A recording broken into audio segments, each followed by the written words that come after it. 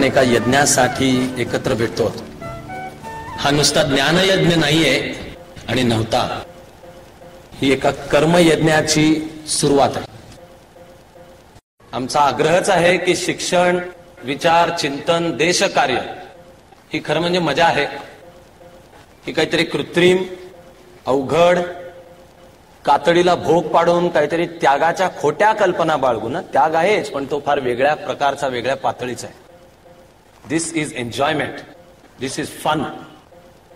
आपण प्रयत्न करतो आपल्या परीने की सिगरेट, दारू, तंबाखू, मुलींशी आचकट विचकट वागणं यापेक्षा कष्ट करणे, अभ्यास करणे, देशप्रश्नांचं चिंतन करणे, त्यामध्ये माझ्या परीने सहभागी होईन म्हणणे ही खरी मजा आहे. धन्य जीवन जगण्याचा हा फॉर्म्युला आहे. काहीतरी अंतःकरणांपर्यंत हे पोहोचत असावं. सुवर्णयुगाचं स्वप्न पाहणारा कार्यकर्ता म्हणून चिकित्सक भक्तिभावाने अभ्यास करायचा आणि हे सगळे आपले आहेत असं म्हणत एक सिंथेसिस, ते वर्तमान काळाला त्याचं नातं कसं आहे ते समजावून घेऊन. म्हणजे नुसतं भूतकाळात रमून पण पडायचं नाही, भूतकाळ फेकून पण द्यायचा नाही आणि नुसतं भूतकाळात रमून पण पडायचं नाही. तर हा आत्ताचा काळ आपल्या समोर ठेवायचा. या भारताचा आणि विश्वाचा भविष्यकाळ तयार होण्यात माझ्याच्यानी काही एवढासा वाटा असेल का, याचं चिंतन करायचं, याचं स्वप्न पाहायचं. या सगळ्याला जो प्रतिसाद आहे त्याच्याबद्दल अतिशय मनापासून तुम्हा सर्वजणांच्या बद्दलची मी कृतज्ञता व्यक्त करतो. झालेल्या तरी 7 एकाही भाषणाबद्दल खरोखरच माझ्या मनात पूर्ण समाधान नाही. आणि एक प्रकारे हे बरोबर आहे, असमाधान पाहिजे राहिलेलं. मीच जर म्हणायला लागलो, खरंच मलाही जर वाटायला लागलं की हा कसं लय मस्त झालंय, तर त्याचा अर्थ थांबायला आणि तुंबायला सुरुवात झाली. त्याचा अर्थ गर्व, अहंकार डोक्यात जायला लागला, मग पुढचं काम चांगलं नाही होणार. पण ह्या खोट्या नम्रतेकरताही नाही म्हणत आहे. गणितामध्ये, कॅल्क्युलसमध्ये F of X tends to infinity असं एक फार अर्थपूर्ण समीकरण आहे. पण ते F of X always tends to infinity. पूर्णत्व, परफेक्शन, अनंतत्व करचा प्रवास आपला सगळ्यांचाच सतत चालू असतो. ते खऱ्या अर्थाने व्यावहारिक ऐहिक जीवनामध्ये पूर्ण झालं, अनंत गाठलं असं होत नसतं. असं न होण्यामध्येच आपली तपश्चर्या आहे. याला मी तपश्चर्या म्हणतो. आणि म्हणून आम्ही सगळेच चाणक्य मंडलला एका बाजूला हे आपलं घर आहे म्हणतो, हा परिवार आहे आणि हे तपश्चर्या करण्याचं मंदिर आहे. त्रुटी राहिल्या असल्या तर तो दोष माझा आहे.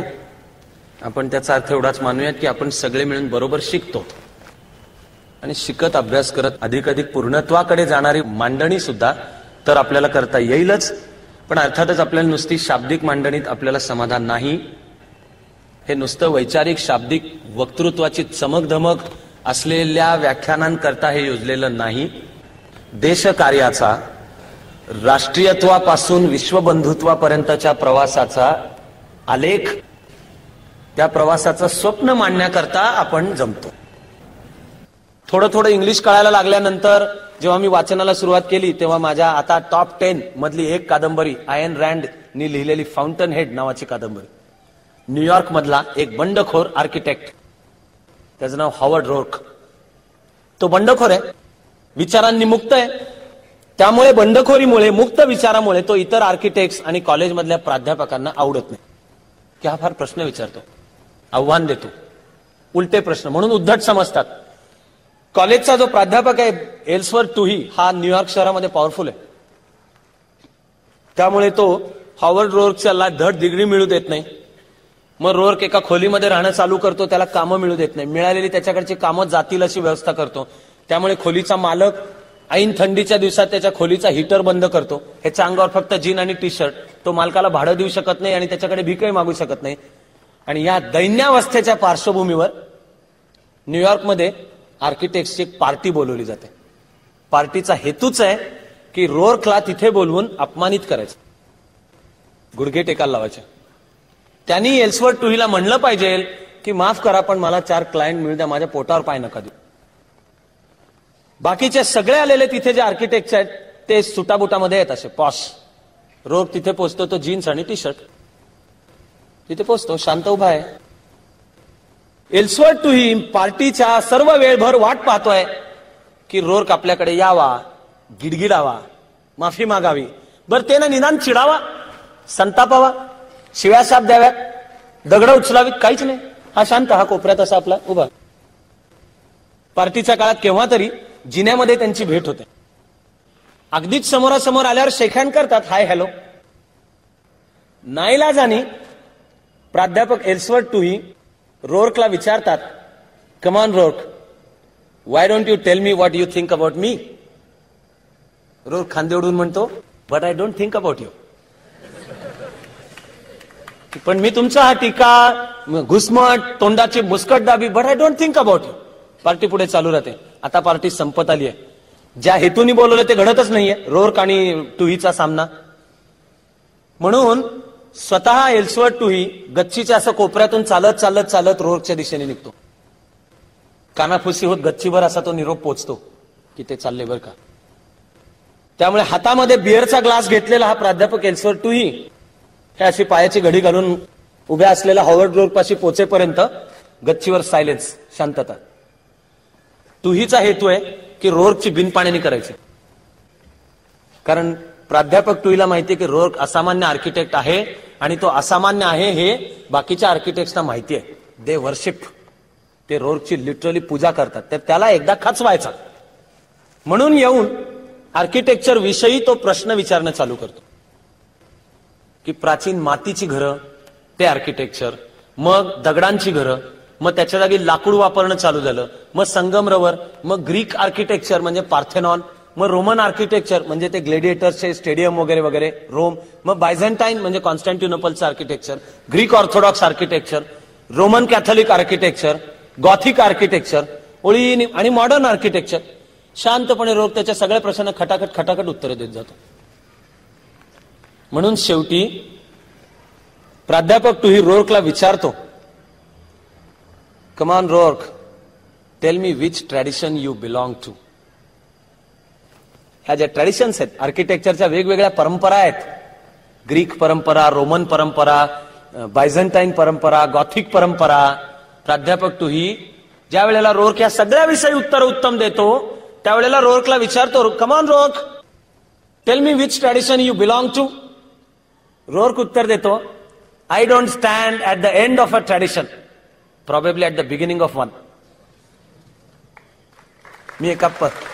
मी एका परंपरेच्या शेवटी उभा नाहीये, प्रॉबेबली ऍट द, आमच्या पासून नव्या परंपरा निर्माण करू, पण त्या करताना असलेल्या सर्व परंपरांचा अभ्यास करू. त्याची कावेळही बाळगणार नाही आणि त्याचा खोटा अभिमानही बाळगणार नाही. भूमिका राहील शिकण्याची, भूमिका राहील यातनं काय उचलू. म्हणून हे डोळ्यासमोर साठ ठेवले. तुम्हाला दिसेल की ही माणसासारखी माणसं आहेत. आपण त्यांच्या जीवनाभोवती चमत्कारांची पुटं चढवतो. आपण म्हणतो बुद्धाच्या जन्माच्या वेळेला ज्योतिषी भेटला, आपण म्हणतो शिवाजीला भवानी मातेने तलवार दिली, विवेकानंदांच्या जन्माच्या वेळेला आईला पांढरा हत्ती म्हणजे इंद्राचा ऐरावत दिसला, वडील लहानपणी गुरु नानकाला म्हणे जंगलात विसरून आले, म्हणजे शेतात. घरी गेल्यानंतर आठवलं दुपारची वेळ, रणरणती. आता वाटलं आता माझ्या मुलाचं कसं झालेलं असेल, म्हणून जाऊन शेतात पाहतात तर ज्या टोपलीमध्ये या छोट्या गुरु नानक देवांना ठेवलं होतं त्या टोपलीवर 7 फण्याच्या नागाने सावली धरली होती. खरं म्हणजे या गोष्टींना आध्यात्मिक अर्थ. तो 7 फण्यांचा नाग म्हणजे काय, आपण त्याच्या भोवती चमत्कारांची, अंधश्रद्धांची एक हे निर्माण करतो कारण ती आपल्याला सोपी पळवाट असते. की बरं आहे की एकदा हे असं सांगितलं की मग आपल्याला जबाबदारी नको, मग आपण फार तर त्यांचा पुतळा उभा करू, हार वाहू. तसं व्हायची जबाबदारी अशी आपल्यावर नाही. हे देवही नाहीत आणि हे दानवही नाही, माणसासारखी माणसं आहेत. तरीही यांच्यातनं कर्तृत्व का उफाळून आलं. पर अरे लक्षात घ्या की ह्यांना झोप होती का नव्हती, होती ना. यातल्या अनेकांना निद्रानाश होता. हे ऐकल्यावर मला जरा बरं वाटतं, ती गोष्ट वेगळी. विवेकानंदांना निद्रानाश होता, सावरकरांना पुढे पुढे निद्रानाश डेव्हलप झाला होता. झोपेच्या गोळ्या घ्याव्या लागायच्या. त्याचा मग प्रकृतीवर आणि मनस्थितीवरही दुर्दैवाने परिणाम होत जातोच. पण ही माणसासारखी माणसं होती, यांना दिवसाचे काय असेल ते 4, 6, 8 तास झोप लागतच होती ना. विवेकानंद सोडता बाकीचे विवाहितही होते. महात्मा फुलेंच्या दुर्दैवानी आणि महाराष्ट्राच्या सुदैवानी त्यांना मुलगा नव्हता. ते एवढे उदार होऊ शकले की दत्तक घेतला आणि त्याला मुलाचं प्रेम दिलं. ते सर्व समाजाला मुलाचं प्रेम दिलं. बाकीच्यांना मुलं बाळही होती. शाहू महाराजांचं ज्याच्यावर प्रेम तो वयाच्या 18व्या वर्षी शिकार करताना गेला. यांनी शाहू महाराजांनी जो टाहो फोडलाय याचं पाहिलेल्यांनी वर्णन केलं की त्यांचं रडणं ऐकून ढस्स होत होतं. 6 फूट 5 उंचीचा धिप्पाड हा राजा, पराक्रमी, समाज परिवर्तनाच्या क्रांतीच्या हातामध्ये मशाल घेतलेला, पण आपला मुलगा ऍक्सिडेंटमध्ये गेला म्हणल्यावर कोलमडलाच. तरी हे लक्षात घ्या की समाज क्रांतीचे शाहू महाराजांची जी सगळी महत्वाची फरमानं आहेत ही मुलाच्या निधनानंतर आहेत. कुलकर्णी वतन रद्द, महार वतन रद्द. शाहू महाराजांच्या आदेशाने कोल्हापूर संस्थानमधल्या सर्व महार जातीच्यांना जमिनी करून देण्यात आल्या.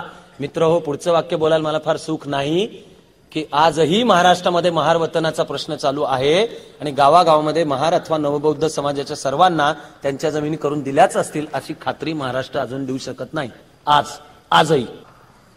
पण शाहू महाराजांनी त्यांच्या काळामध्ये सर्व क्रांतिकारक बदल, प्राथमिक शिक्षण सक्तीचं, जातीनिहाय बोर्डिंग बदलले, ते सगळे एकत्र. शिवाय उद्योग व्यवसाय सुरू केले. सुताची गिरणी, कापडाची गिरणी, सहकारी उद्योग, शेतकरी सहकारी संघ, धरण, नवी गावं वसवणे, हे मुलाच्या मृत्यूच्या आसपास आणि नंतरच आहे. काय बळ देतं हे जीवन घडवायला आणि असलेल्या दुःखांचा सामना करून त्याच्यावर टिकून ही माणसासारखी माणसंच आहेत. त्यांना बळ देतं निश्चयाचा क्षण. संपूर्ण जीवन उजळवून टाकणारा असा निश्चयाचा एक क्षण असतो. हा निश्चय आयुष्याची ध्येय निश्चिती करतो.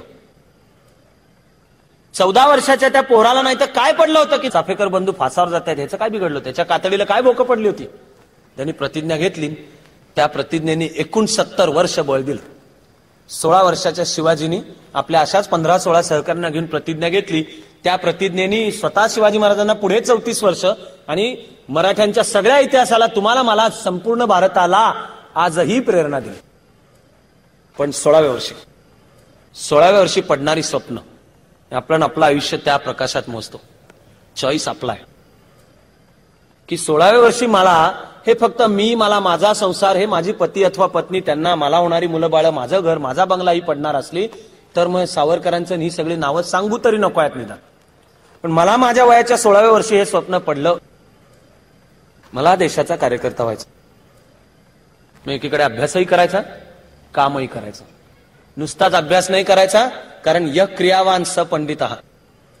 पण नुसतंच काम, तुम्ही मला ते वाचन वगैरे काही सांगू नका बुवा, असा पोथीनिष्ठ कार्य करतात असा सुद्धा नाही. तुम्हाला असं दिसेल की या आणि अन्य सुद्धा महापुरुषांच्या मध्ये विचारात अनेक मतभेद असले तरी अनेक समान सुद्धा गोष्टी आहेत. आपलं काम आहे त्या समान गोष्टी लक्षात घेऊन सिंथेसिस घडवायचं. याचा अर्थ आपण खोटं बोलायचं असा नाही. याचा अर्थ दुःखद मतभेदांच्याकडे दुर्लक्ष करायचं असा अर्थ नाहीये त्याचा. शाहू महाराज आणि लोकमान्य टिळक केवढा संघर्ष घडला. पुढे बाबासाहेब आंबेडकरांचं वाक्य आहे की लोकमान्य जर दलित म्हणून जन्माला आले असते तर ते म्हणाले असते, समता हा माझा जन्मसिद्ध हक्क आहे आणि तो मी मिळवीनच. बाबासाहेबांचं ते वाक्य 100% बरोबर आहे. तुमची माझी जीवनाकडे बघायची दृष्टी, आपण कितीही नाही म्हणलं तरी ज्या घरात जन्माला आलो, भोवती जे नातेवाईक वावरतात, ज्या प्रकारच्या शाळेत गेलो, त्यातून घडत असते नकळत. कोणी त्याला जातीय जाणीवा किंवा क्लास कास्ट कॉन्शियसनेस असं अवघड वाटणारं नाव देईल. पण या पलीकडे जाऊन दुःख समजणे दुसऱ्याचं. मानसशास्त्राने बुद्धिमत्तेची केलेली ही व्याख्या आहे. सर्वश्रेष्ठ बुद्धिमत्ता कशाला म्हणतात? मेडिकल इंजिनिअरिंगला, चार्टर्ड अकाउंटंटला, IAS IPS ला शास्त्राने मांडलंय की दुसऱ्याचं दुःख समजणे याला सर्वश्रेष्ठ बुद्धिमत्ता समजतात. गांधीजींना एका पत्रकार स्त्रीने, मार्गारेट व्हाईट म्हणून, लाईफची अमेरिकन, तिने विचारलं, तुमच्या आयुष्याचं उद्दिष्ट काय? गांधीजींचं उत्तर होतं, I want to wipe out every single tear from every single weeping eye. अश्रू भरल्या प्रत्येक डोळ्यातला प्रत्येक अश्रू पुसणे हे माझ्या जीवनाचं उद्दिष्ट आहे. आपण चाणक्य मंडलमध्ये म्हणतो की आम्ही गांधीजी असू नसू, अश्रू भरल्या प्रत्येक डोळ्यातला प्रत्येक अश्रू पुसण्याची उत्तुंग उमेद बाळगायलाही ते गांधीजींचं अंतःकरण पाहिजे, ते शिवाजी महाराजांचं अंतःकरण पाहिजे, पण मी एक अश्रू पुसण्याची तरी भाषा करू शकतो?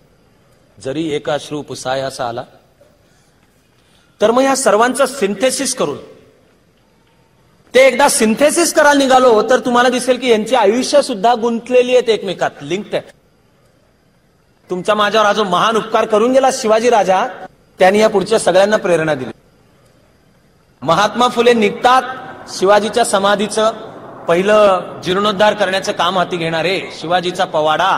कारण ती चळवळ समतेची असो अथवा राष्ट्रीय स्वातंत्र्याची असो, आद्यस्थानी शिवाजी महाराज. ते महात्मा फुले पुण्यामध्ये स्वामी दयानंदांचं स्वागत करतात. दयानंद वेदांचं आद्य चिंतन मांडून सत्यार्थ प्रकाशद्वारे सांगत असतात की वेदांमध्ये विषमतेला, चातुर्वर्ण्याला, अस्पृश्यतेला आणि स्त्रीला तुच्छ मानायला जागा नाही. त्या दयानंदांचं ते स्वागत करतात. त्या दयानंदांचं नाही, पण आर्य समाजी शाहू महाराज असतात. शाहू महाराजांनी पुढे सांगून ठेवलंय की मी आर्य समाजी. 1902 साली एका रेल्वेच्या प्रवासामध्ये एक जण भेटले आर्य समाजी, त्यांच्याशी चर्चा झाली. शाहू महाराज म्हणले मी तेव्हापासून आर्य समाजी. विवेकानंद आणि टिळकांचीही भेट झालेली असते. विवेकानंद कोल्हापूरला शाहू महाराजांकडेही जातात. कशी जीवन गुंफलेली आहेत. महात्मा फुलेंची आणि बाबासाहेब आंबेडकरांच्या वडिलांची दोस्ती असते. ते विचार बाबासाहेबांपर्यंत पोहोचतात. पुढे कार्य करताना बाबासाहेब म्हणतात की माझ्या आयुष्यात गुरु 3 महात्मा फुले, बुद्ध आणि कबीर. सर्वांची आणि आपण शहाणे असलो तर तुमची माझी सुद्धा जीवन एकमेकात गुंफलेली आहेत. यातल्या प्रत्येक माणसानी जीवनामध्ये निराशा सोसलेली आहे, विश्वासघात, फसवलं जाणं, अपयश, लोकापवाद, कोणाचीही त्याच्यापासून सुटका नाही. हे जीवन असं आहे. लोकापवाद, निराशा, दुःख, भानगडी पसरवणे सगळ्यांना वाटायलाय. माणसाला एकटं वाटतं, आपलं कोणी नाही असं वाटतं. असा अनुभव नसलेला माणूस मला अजून भेटायचा. या दुनियेत आपलं कोणी नाही. जीवन कळलेला सांगतो की त्याची तक्रार नको करू. जर टीका राम आणि कृष्णांच्या वरही झाली, लोकापवाद, चोरीचा आळ आला, श्रीकृष्णावर चोरीचा आळ आला, दुनियेतलं सगळं वैभव ज्याच्यावर ओवाळून टाकलं तरी कमी पडेल असा जो श्रीमंत सुद्धा होता त्याच्यावर चोरीचा हार चोळल्याचा आळ आला. कोणाची सुटका नाही. निराशा. यातल्या प्रत्येक महापुरुषांनी आपल्या जीवनाच्या अखेर जवळजवळ म्हणून ठेवलेलं आहे की कणभराने सुद्धा माझ्याच्यानी काम झालेलं नाही. एवढंच नाही तर मी निराश आहे. नुकतंच आलं म्हणून मी हाताशी हे घेऊन आलो होतो, पण वाचून दाखवतो ती वाक्य. ह्या नावांच्या जागी तुम्ही कोणाचंही वाक्य लिहा तर ती सत्य ठरतील, दुर्दैवानी अशी आहेत. बाबासाहेब मृत्यूशय्यावर होते.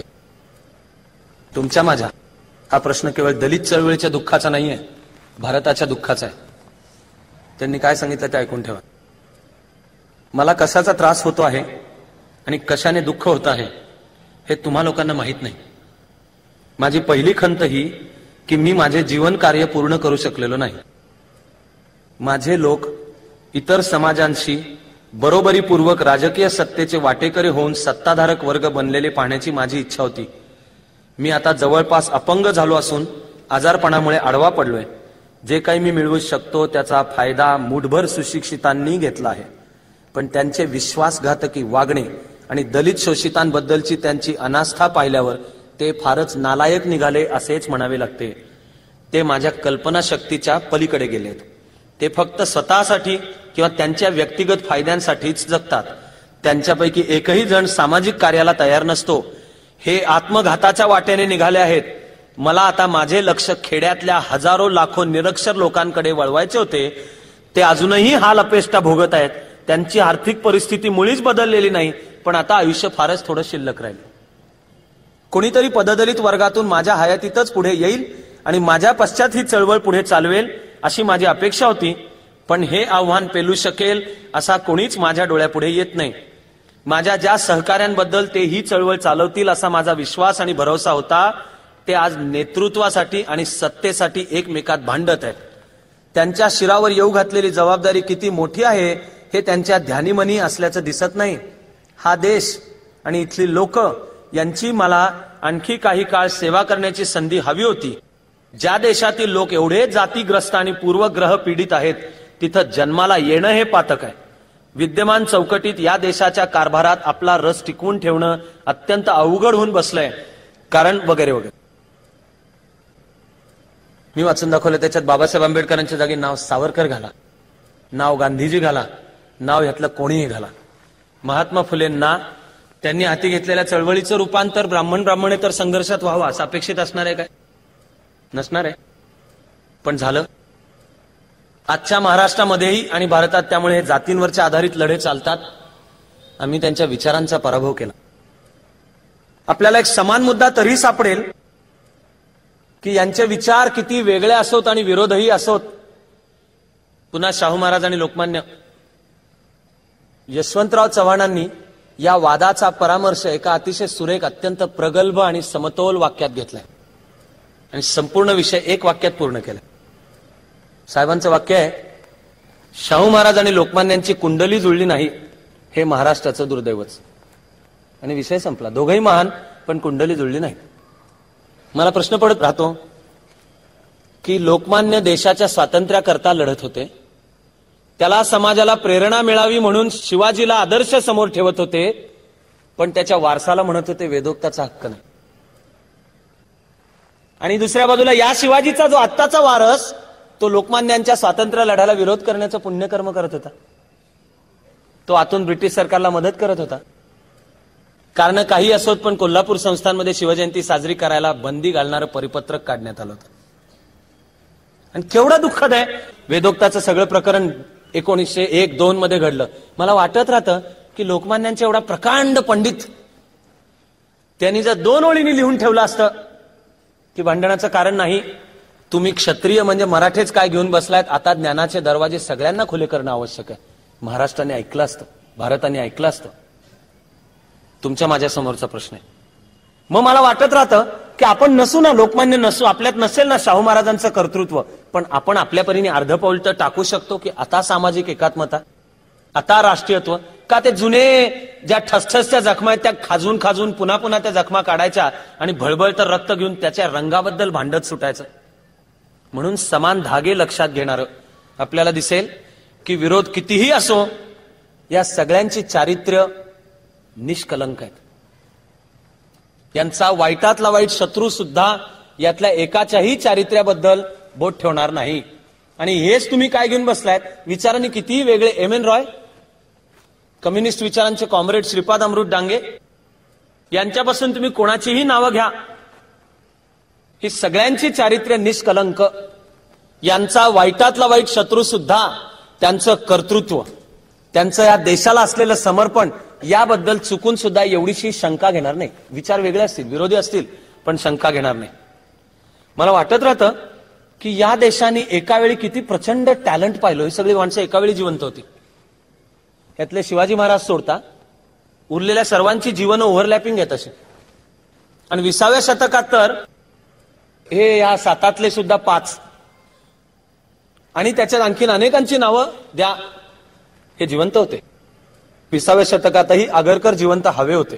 विशेषतः वेदोक्ताच्या वादाच्या वेळी जर आगरकर जिवंत असते तर या वादाला निदान ब्राह्मणेतर असा दुःखद स्पर्श आला नसता.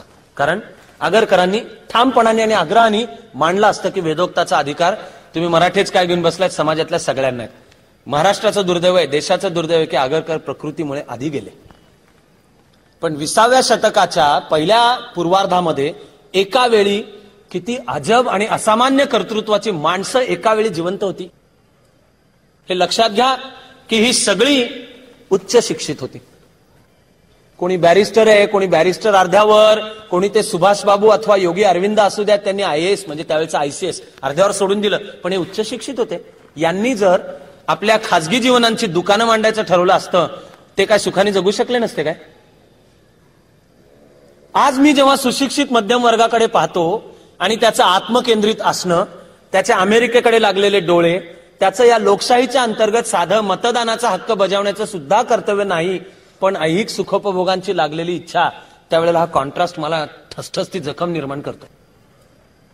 देशाला, जीवनाला, संस्कृतीला दिशा देण्याचं काम हे शिकलेला सुशिक्षित वर्ग का आम्ही असे झापडं लावलेले, आम्ही फक्त आत्मकेंद्रित होणार? या महापुरुषांपैकी प्रत्येक जण विलक्षण धीरोदात्तपणे मृत्यूला सामोरा गेले. त्याला माहिती होतं शेवट जवळ, आज ना उद्या जायचंय. शिवाजी महाराज मृत्यूच्या दिवशी आपणून पलंगावर आडवे पडले, काही काळात, दिवसात नाही, काही काळात आता पळांमध्ये मृत्यू येणार आहे, ते ईश्वराचं नामस्मरण करत पडले आणि शांतपणाने प्राण सोडला. महात्मा फुले 27 नोव्हेंबर 1890च्या रात्रभर जागे होते. पहाटेच्या सुमाराला अचानक उठले आणि म्हणाले, आता कशाचं भय नाही, मी जायला तयार आहे. 28 नोव्हेंबरच्या सकाळचे 2:20 झालेले असताना ते गेले. शाहू महाराज असेच प्रकृतीवर परिणाम. 5 मेला तळमळते, अचानक रात्री उठून म्हणतायत ते वाक्य हिंदी, पण जणू महात्मा फुलेंच्या घेतलेल्या वाक्याचं हिंदी रूपांतर, अब कुछ डर नहीं, मैं जाने के लिए तैयार हूं. 6 मे 1922 ते गेले. सावरकरांना तर समाजाने मृत्युंजय म्हटलं, कारण क्षणाक्षणाला त्यांनी मृत्यूचा सामना केला. ज्यांच्या बिल्ल्यावर लिहिलेलं होतं 25 डिसेंबर 1910 ते 24 डिसेंबर 1960, ते मृत्यूच्या आणि ब्रिटिश सरकारच्या आणि दुर्दैवाने भारत सरकारच्याही नाकावर टिचून 1966 पर्यंत जिवंत राहिले. चीनच्या पराभवावर मात करणारं का विना दुःख दूर करणारा लष्करी पराक्रम केल्याचं पाहिल्यावर म्हणले, माझं कार्य संपलं. दधीची ऋषीच्या पुण्यत्वानी पण प्रायोपवेशन म्हणजे ठरवून सोडलेले प्राण. मृत्यूला सामोरं जाताना मला जे मांडायचंय झालं का, मांडून झालं असेल, काम खूप राहिलं असेल, समान धागेत. तुम्हाला दिसेल की या सगळ्यांच्या कार्याची प्रेरणा एतद्देशीय आहे, स्वदेशी प्रेरणा. हे उच्च शिक्षित होते, ब्रिटिश संस्कृतीने भारलेले वगैरे असतील, पण तुम्ही यातल्या कोणाचेही शब्द आणि विचार पहा. महात्मा फुले म्हणतात थॉमस पेनचं राईट्स ऑफ मॅन वाचलं, पण पुढे महात्मा फुलेंच्या कार्याकडे पाहावं तर निरपेक्षपणेही हे म्हणणं आवश्यक आहे की महात्मा फुले थॉमस पेनच्याही काही पावलं पुढे जातात. 18व्या-19व्या शतकातला थॉमस पेन स्त्री मुक्तीबद्दल बोलत नाही. महात्मा फुलेंना कळलं. आणि कुठून कळलं? विदेशातून कळलं का? शिक्षण झालं स्कॉटिश मिशनच्या शाळेमध्ये. विवेकानंदांचं शिक्षण झालं प्रेसिडेन्सी कॉलेज आणि स्कॉटिश मिशन, प्रत्येकाचं आहे. शाहू महाराज जाणीवपूर्वक विदेशात जायला नकार दिला म्हणून राजकोटच्या कॉलेजमध्ये शिक्षण झालं, पण या मातीतले राहिले.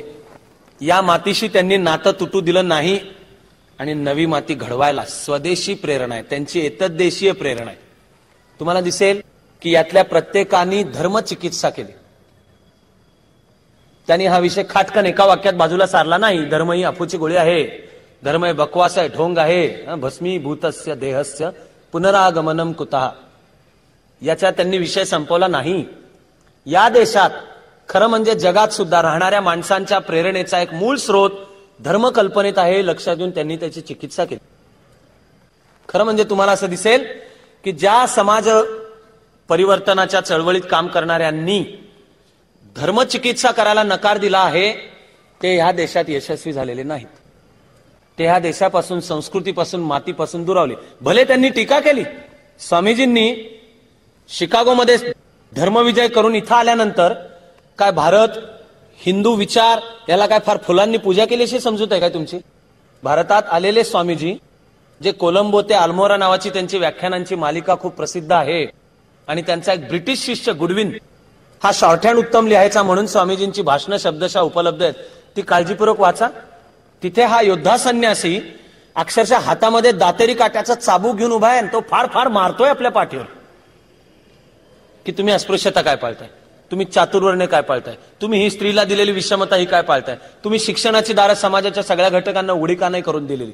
आणि ही करत असताना तो समाजातल्या दलित बहुजन वर्गालाही म्हणतोय की बंद करणाऱ्यांनी दारं बंद ठीक केली, तुम्ही करू का दिली? तुम्हाला थांबवलं कोणी होतं?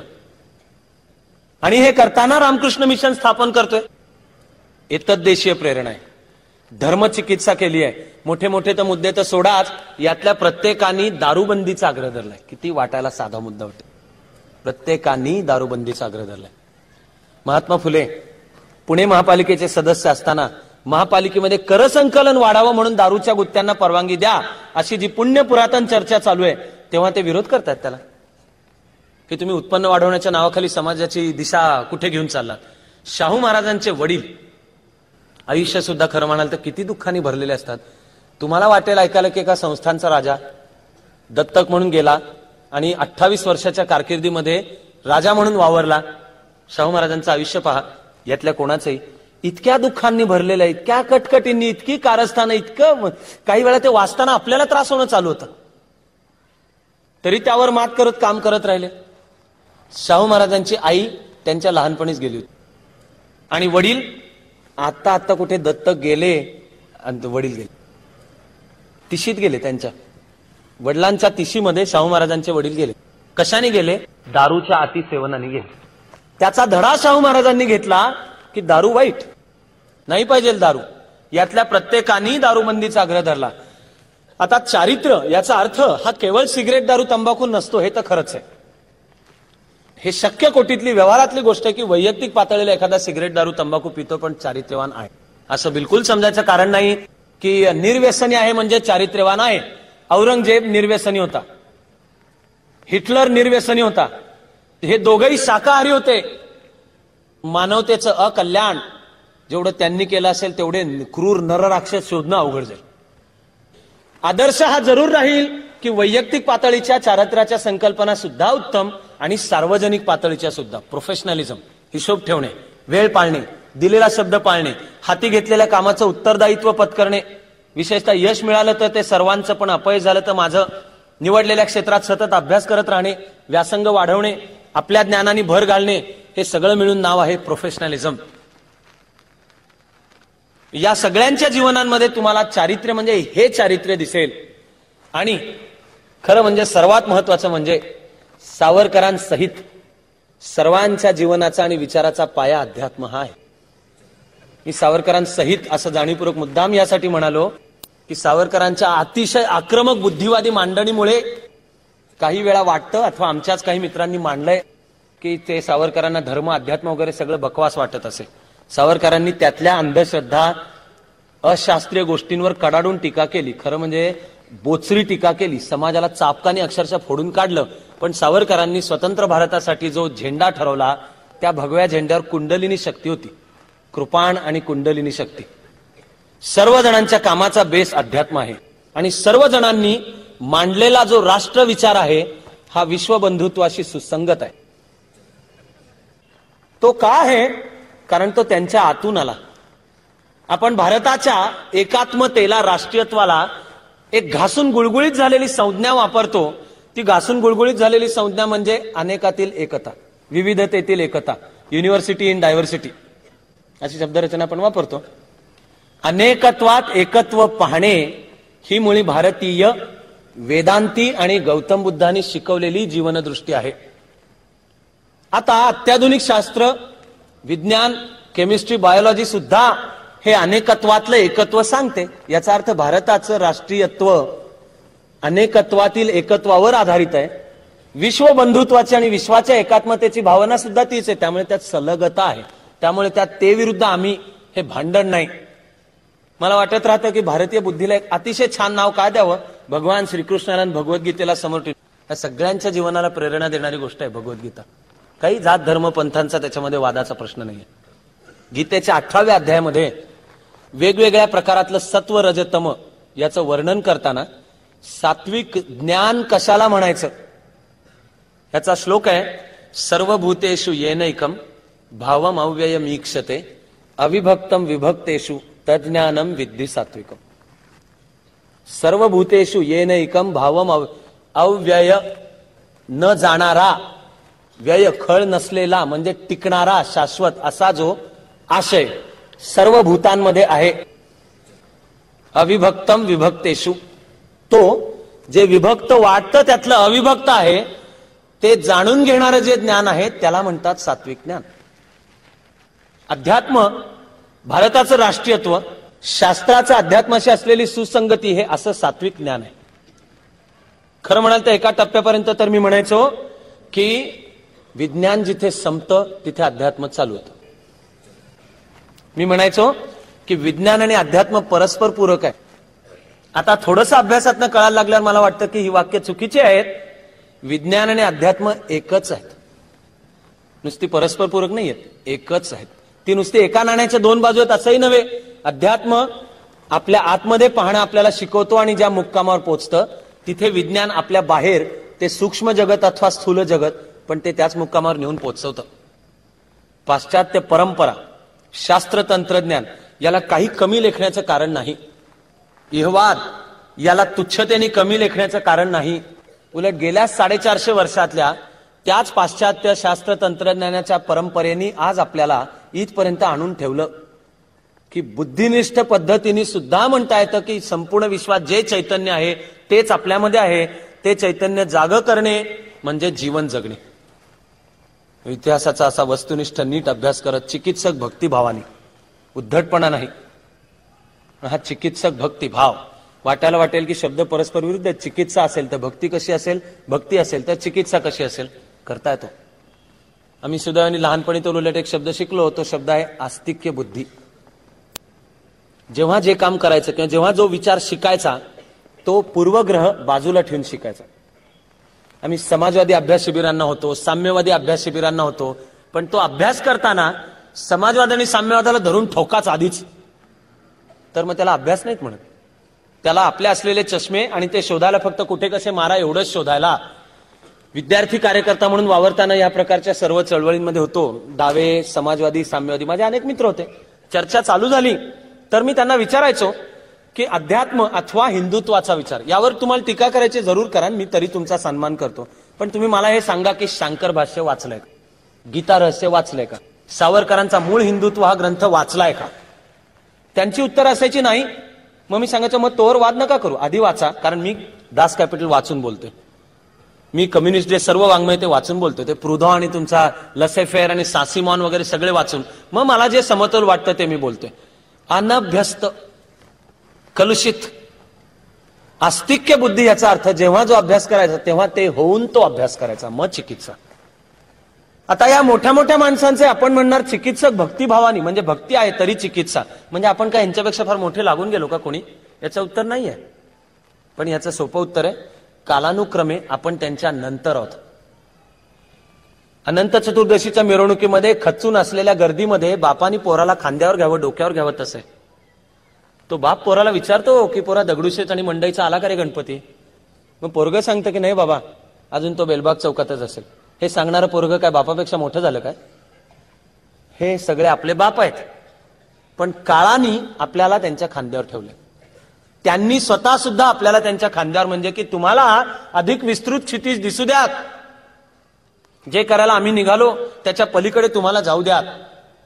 आज देशातलं चित्र हे आहे की आम्ही यांची केलीच खंदकांमध्ये वाटणी, दुकानांच्या मध्ये वाटणी, ती जातींच्या नुसार, त्यामुळे राजकीय विचारधारांनुसार सगळे विचारवंत निष्पक्ष कार्यकर्ते सांगतात की एकतर त्या चळवळीतल्याही बहुसंख्य कार्यकर्त्यांचा इतरांच्या विचारांचा अभ्यास तर सोडाच, आपापल्या गुरुस्थानी ते ज्याला मानतात त्याच्या सुद्धा विचारांचा अभ्यास नसतो. त्याच्या विचारांचा बळी देण्याचं पहिलं काम त्याचेच अनुयायी करत असतात. आपण हे जे शब्द बाबासाहेबांचे जाणीवपूर्वक वापरले ते त्याकरता वापरले, ते एकट्या बाबासाहेबांना नाहीत लागू. जातींच्या नावाने दुकानं मांडली, त्या जातीचं अमुक होतं हे वाटलं. लहानपणी आम्ही अण्णाभाऊ साठेंच्या कादंबऱ्या वाचल्या.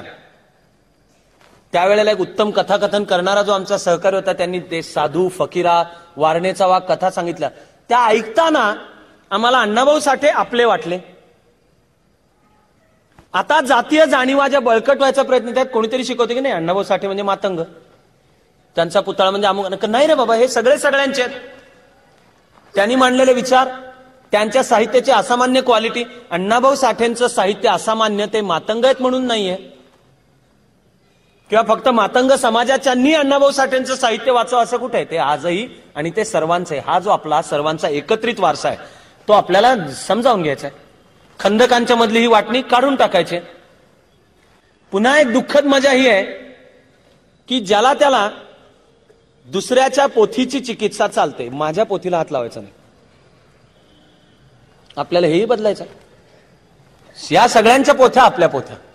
नेरुदा नावाचा जो एक कवी आहे त्याने एका कवितेमध्ये फार छान वर्णन केलंय की आम्ही सगळे आपापल्या खंदकांमध्ये बसलो आहोत आणि तिथून समोरच्यावर गोळी झाडतो. प्रत्येकाला वाटतं खंदकाच्या बाहेर मी आलो तर मला गोळी लागेल, खंदकाच्या बाहेर आलो तर लक्षात येईल की अरे खरं म्हणजे आपण सगळेजण एकच लढाई लढतो आहोत, पण गोळ्या एकमेकांवर मारतो. आम्ही हे जर जातींचे, विचारांचे, रंगांचे खंदक दूर करू शकलो, खरं म्हणाल तर आपल्या लक्षात येईल की भारत आणि जगाच्या प्रश्नांचा जर अभ्यास केला तर कार्यक्रमाच्या भाषेत, कृतीच्या भाषेत सर्व विचारधारांचं अद्वैत दिसेल.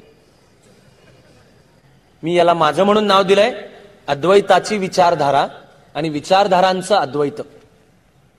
तुम्ही उजव्या असा, डाव्या असा, लाल, निळे, पिवळे, भगवे, तिरंगे, कोणीही असा, हा देश साक्षर झाला पाहिजे. प्राथमिक शिक्षणाची गुणवत्ता उत्तम असली पाहिजे. जातींच्या भिंती पडल्या पाहिजेत. स्त्रीला समाजात सन्मानाचं स्थान असायला पाहिजे. भारताचं लष्कर बळकट असेल. कोणत्या मुद्द्यांच्यावर दुमत आहे? टोकाचे काही महामूर्ख सोडले तर देशातल्या सगळ्या मुसलमानांची सरसा कत्तल करा, असं साधारणपणे डोकं ठिकाणावर असलेला कोणी म्हणणार नाही, तो कितीही कट्टर हिंदुत्ववादी असू द्यात. आणि पुन्हा असेच टोकाचे महामूर्ख म्हणजे गझनीचा मोहम्मद म्हणजे देशाच्या प्रश्नाचं उत्तर म्हणणारे बंद घातलेल्या सिमी संघटनेचे प्रतिनिधी सोडता कोणीही मुसलमान हे सरसकट पाकिस्तान जिंकला की फटाके वाजवा आणि भारताच्या नाकावर टिचून आम्ही चेचूच असं सरसकट म्हणतील असंही नाही.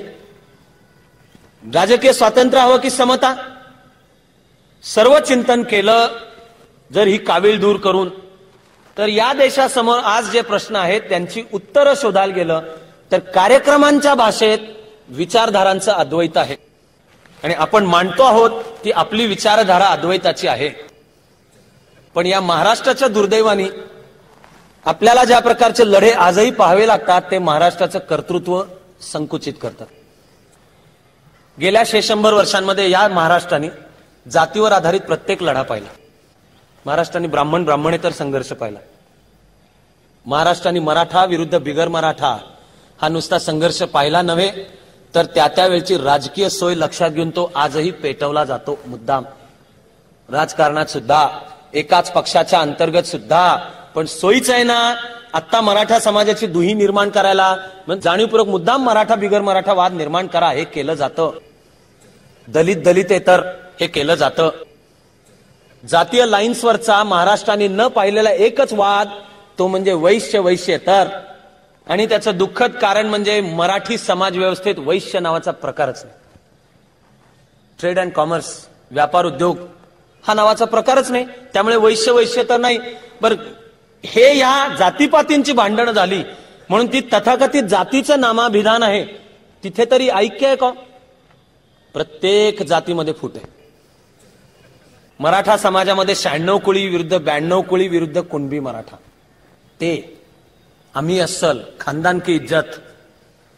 दलित समाजामध्ये सुद्धा एक जातींची उतरंड असते. बाबासाहेबांनीच म्हणून ठेवलंय की जाती व्यवस्थेचं वैशिष्ट्य हे आहे की प्रत्येकाच्या खाली कोणीतरी. अतिशय भन्नाट मांडलंय त्यांनी की जाती व्यवस्था ही अशी एकावर एक रचलेल्या मजल्यांची इमारत आहे की ज्यामध्ये एका मजल्यावरून दुसऱ्या मजल्यावर जायला जिना नाही. प्रत्येकाच्या खाली कोणीतरी आहे. त्यामुळे त्याला तो दिलासा असतो की माझ्या खाली कोणीतरी आहे. आणि जो सगळ्यात खाली आहे तो इतका चिरडलेला असतो की त्याला मान वर करून बंड करायचं बळच त्याच्यापाशी शिल्लक राहत नाही. हे जाती व्यवस्थेची जी उतरंड आहे. दलित समाज असं म्हणून एक नाव घेतलं, तो काय एकसंध आहे काय? त्यामध्ये नवबौद्ध विरुद्ध चांभार हे झालेले वाद आणि आजही चालू आहे. धर्मांतराचा प्रश्न आला तेव्हा भारतातल्या चांभार समाजाने बाबासाहेबांची काडीमोड घेऊन राजकारणाच्या दृष्टीने म्हणाल तर काँग्रेस बरोबर जाणं पसंत केलं. भारताच्या खरं म्हणजे एक गुणवान नेता म्हणायला पाहिजे, इलाज नसल्यामुळे मला जातीचं नाव घेऊन बोलावं लागतं, ते म्हणजे बाबू जगजीवन राम हे चांभार समाजातले. त्यांनी जाणीवपूर्वक आपण काँग्रेसच्या बरोबरच जायचं, धर्मांतराला सपोर्ट नाही. बाबासाहेबांच्या बरोबर ज्यांनी धर्मांतर केलं ते मुख्यतः महार समाजातले, ते झाले नवबौद्ध. ती जाती व्यवस्थांची उतरंड आमचं नरडा आवळतेच. म्हणलं तर आश्चर्याची, म्हणलं तर दुःखाची थोडीशी गोष्ट तरीही येते की सावरकर आणि गांधीजी यांचं एक वाक्य समान आहे. जणू एकाच कोणीतरी स्क्रिप्ट रायटरने लिहून दिल्यासारखं. ते वाक्य काय आहे की या देशामध्ये चांभाराचं पोर ज्या दिवशी पंतप्रधान होऊ शकेल त्या दिवशी भारत देश हा समतापूर्ण झाला समजायचा.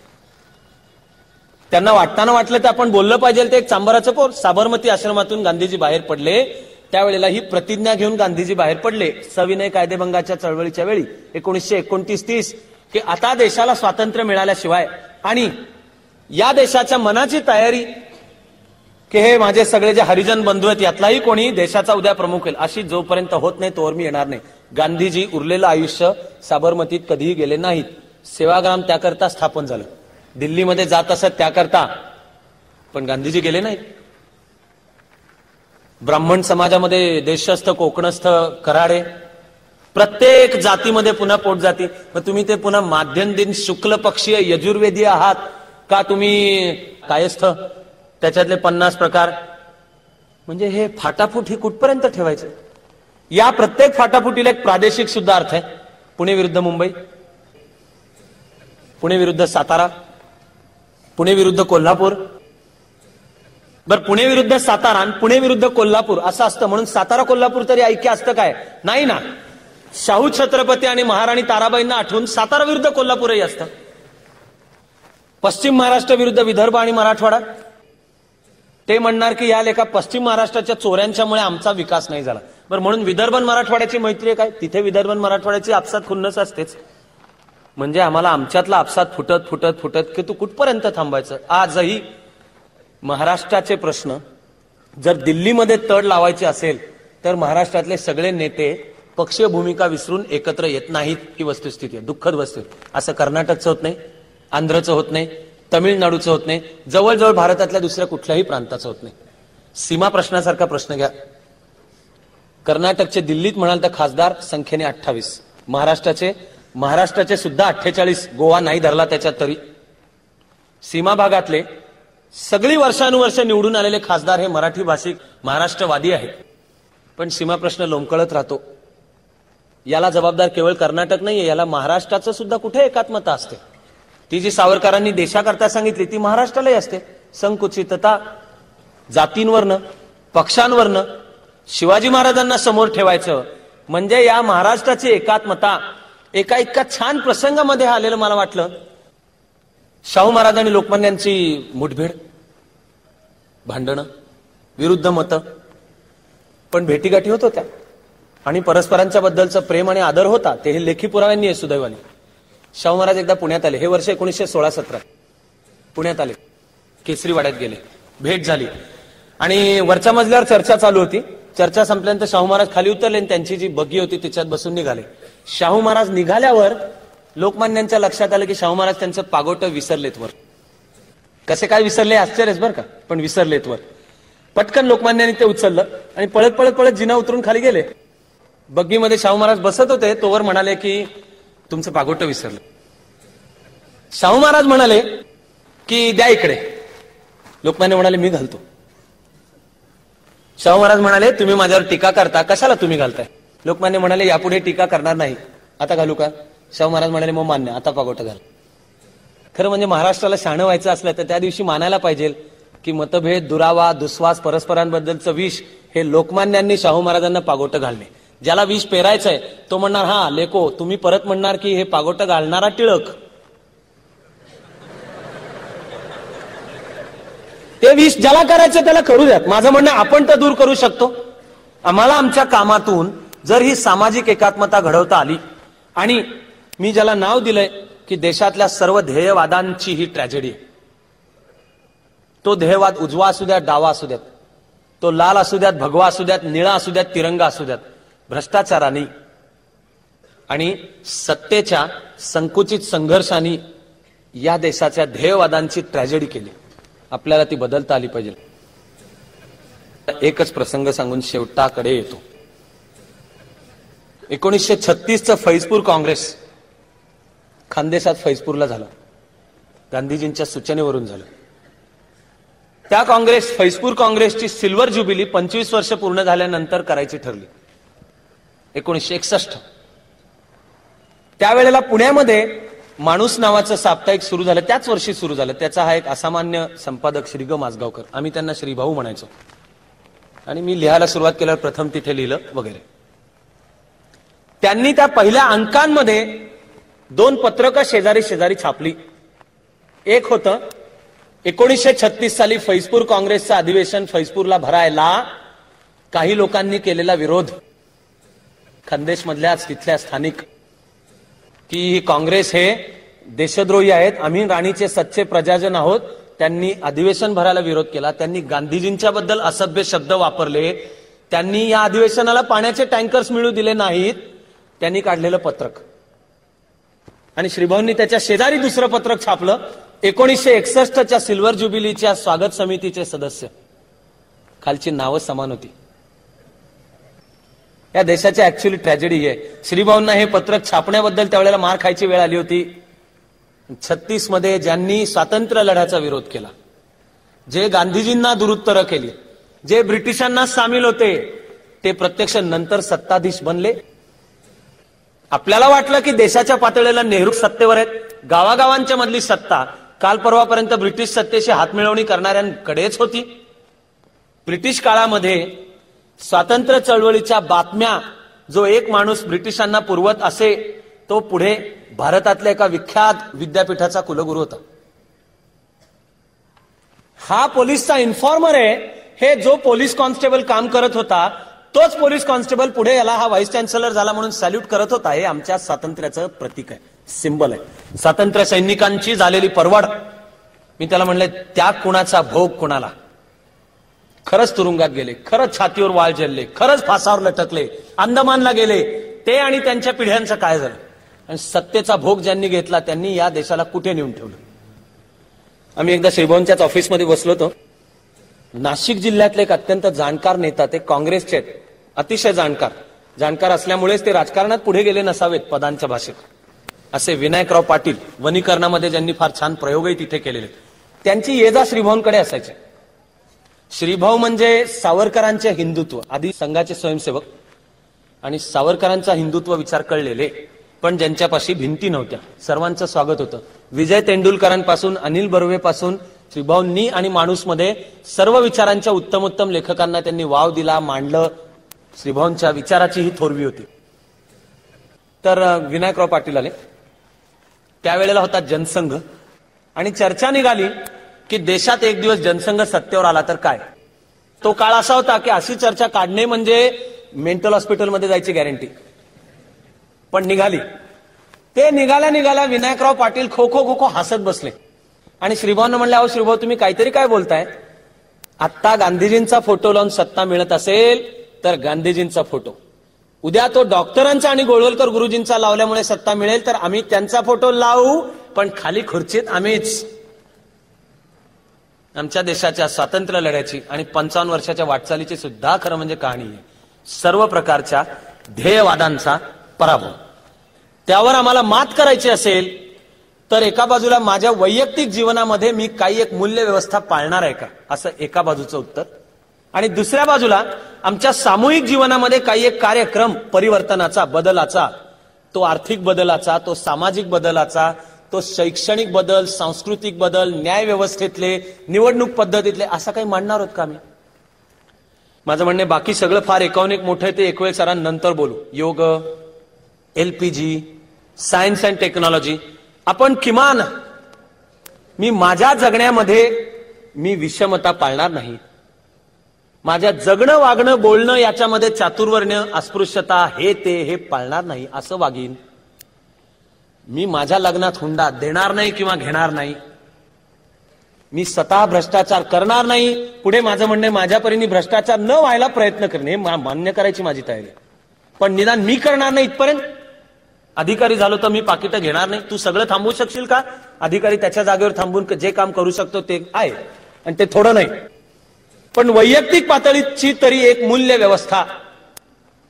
मी सुरुवातीला खूप जाणीवपूर्वक मुद्दाम ज्या कार्यकर्त्यांची फौज उभी राहणे ही भाषा बोललो, ती ज्यांची मूल्य व्यवस्था ही आहे, जे बोलतात तसे जगतात, जे आहेत माणसंच, ज्यांना ही सगळी अशपय, सुख दुःख, आशा निराशा, चढउतार, फटके खाणं, लोकापवाद, दुःख सगळं आहे, तरीही आतून आलं, कळलं, पटलं म्हणून ते म्हणणार आहेत की माझ्या जीवनात मी ही मूल्य व्यवस्था पाळणार आहे. ती लादली म्हणून नाही, दुसऱ्यांनी सांगितली म्हणून नाही, तर माझ्या आणि राष्ट्राच्या सुद्धा जीवनाचं भलं व्हायला ही योग्य आहे, हे मला पटलंय म्हणून मी ती करणार आहे. याचं नाव आहे ते बळ, ती सामाजिक शक्ती, ती फौज. तुमच्याशी बोलायला जर आज माझ्यापाशी 5-10 मिनिटं असती, तुमच्या सहकार्यामुळे ती जास्ती मिळतात म्हणून मलाही बरं वाटतं, बळ वाटतं आणि काम करत आपण पुढे निघू असं वाटतं. जर 5-10 मिनिटंच असती तर आता शेवटी सांगतो तेवढीच गोष्ट, तेवढंच सांगून मी जागेवरच बसलो असतो. ती शाणी माणसं आहेत, ते तेवढंच विचार करा, बाकी काही बोलण्याची गरज नाही. नेहमीप्रमाणे एक आटपाट नगरी, कोणे एकेकाळी एका आटपाट नगरीमध्ये अमुक अमुक राजा राज्य करत होता. मी तुम्हाला आधी सांगितलेल्या गोष्टीची वाट होती राजा चांगला, राणी चांगली, प्रजाजन सुखात, पण राजाला एकच दुःख, ते म्हणजे राजाला मूल नाही. शेवटाकडे आता सांगतोय ती गोष्ट दुसऱ्या वाटेवरची. राज्यामध्ये दुष्काळ पडला. आमच्या देशातला दुष्काळांवरचा उपाय यज्ञ. मूळ संस्कार आणि आशय हरवून केलेले यज्ञ. यज्ञ ह्या संस्थेला अर्थ फार महान. यज्ञ झाला, यज्ञातून देव प्रकट झाला आणि देवानी सांगितलं की राजा, तुझ्या राजधानीच्या बाहेर एक मंदिर आहे, ते पडकं झडकं आहे, त्या मंदिराचा जीर्णोद्धार कर. त्याला कोळिष्टकं लागली आहेत, लोक तिथे अनैतिक कृत्य करायला जातात. कल्याण सोना बाजार मटक्याचा रोजचा आकडा त्या मंदिरातून निघतो. कानाकोपऱ्यांच्या मधून पिंपळाची पानं डोकावणं चालू झालेलं आहे. त्या मंदिराचा जीर्णोद्धार कर. राजा म्हणला, नो प्रॉब्लेम, पीडब्ल्यूडीच्या बजेटमध्ये यावर्षी तरतूद करून टाकतो.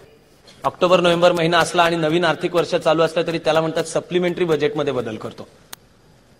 तर देव म्हणला, नाही थांब थांब थांब, नुसतं मंदिराचा जीर्णोद्धार करून चालणार नाहीये.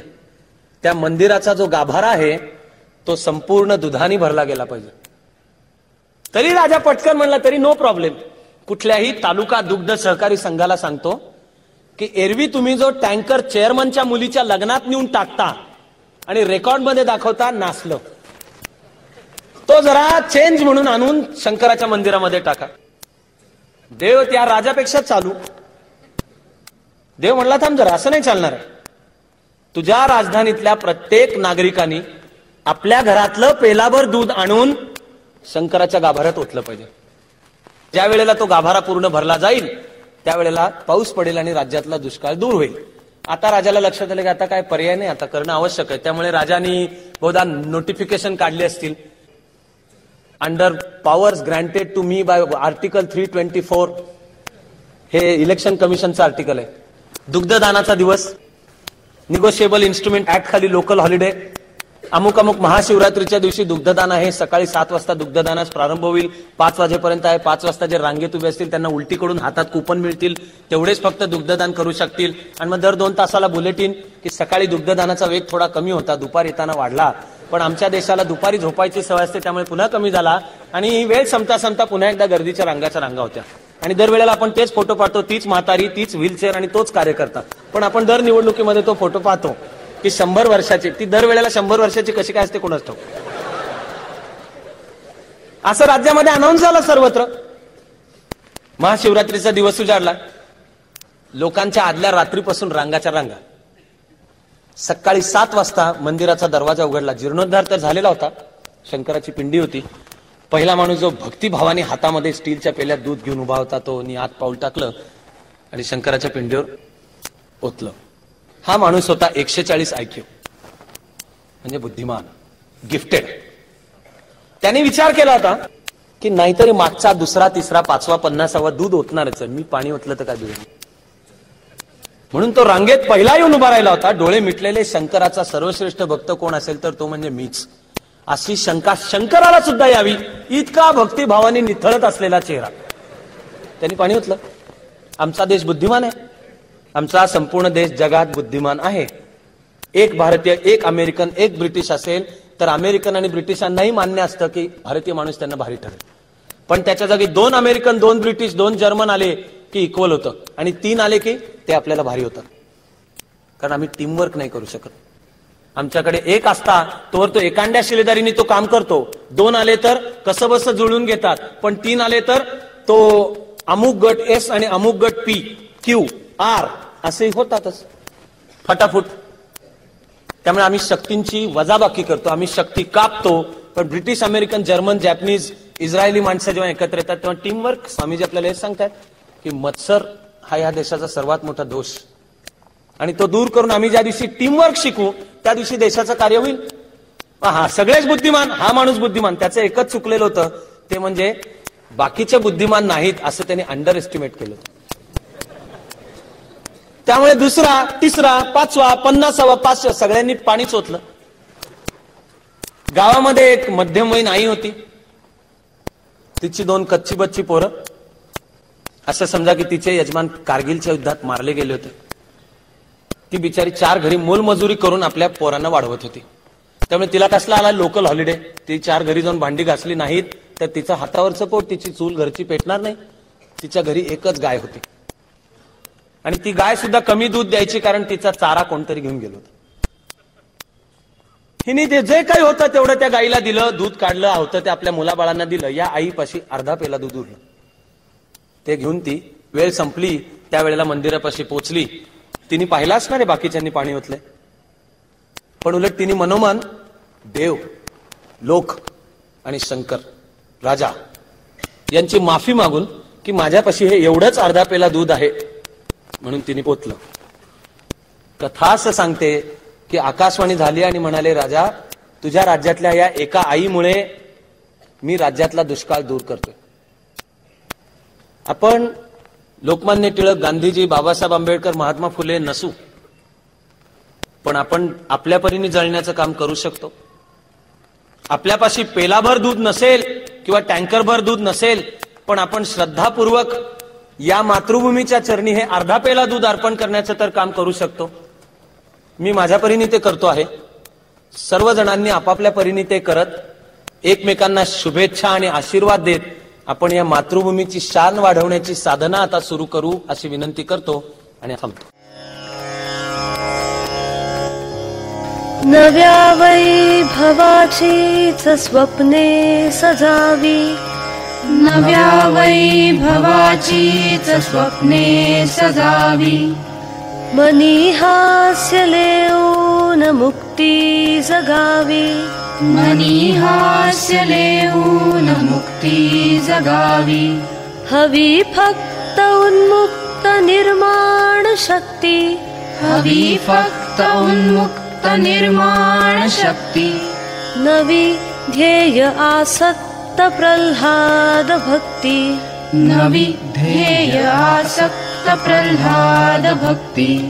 हवी फक्त उन्मुक्त निर्माण शक्ती, हवी फक्त उन्मुक्त निर्माण शक्ती.